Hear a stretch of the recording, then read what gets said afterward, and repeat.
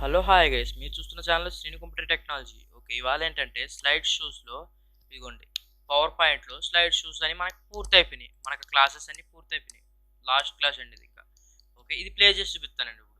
Okay, ఇది play చేసి కాదు, స్లైడ్స్ చేసి. ఓకే, ఇదిగోండి ఇక్కడ ఏంటంటే స్లైడ్ షో అనేది ఇప్పుడు చేసి చూపిస్తానండి మీకు. స్లైడ్ షోకి వెళ్ళాలంటే స్లైడ్ షో అని క్లిక్ చేయండి, లేకపోతే F5 ప్లస్ చేయండి. F5 ప్లస్ చేస్తే అది ఆటోమేటిక్గా స్లైడ్ షో అనేది స్టార్ట్ అవుతుంది.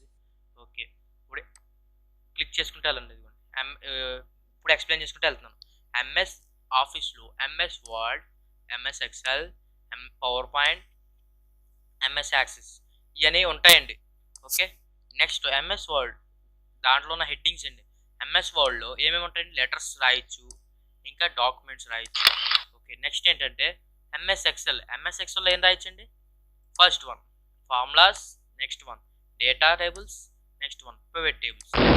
నెక్స్ట్ పవర్ పాయింట్ అండి. పవర్ పాయింట్లో ఏం రాయొచ్చండి?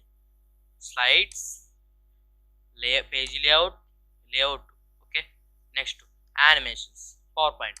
ఓకే, నెక్స్ట్ ఏంటంటే యాక్సెస్లో ఏం రాయొచ్చండి? Database, form designing, okay, table designing. Okay, sliding పూర్తయిపోయింది. ఇదేనండి మనకి లాస్ట్ క్లాస్లో వచ్చింది స్లైడింగ్ ఇది. ఓకే, నా ఎక్స్ప్లెనేషన్ నచ్చితే లైక్ చేయండి, షేర్ చేయండి, సబ్స్క్రైబ్ చేసి బెల్ ఐకాన్ క్లిక్ చేయండి. బెల్ ఐకాన్ క్లిక్ చేయండి ఎందుకు అంటున్నాం అంటే, బెల్ ఐకాన్ క్లిక్ చేస్తే మీకు నోటిఫికేషన్ వస్తుందండి మీరు పెట్టగానే, అంతే. అది క్లిక్ చేసినప్పుడు మాకేం డబ్బులు రావండి. ఓకేనా? ఓకే, బాయ్ అండి.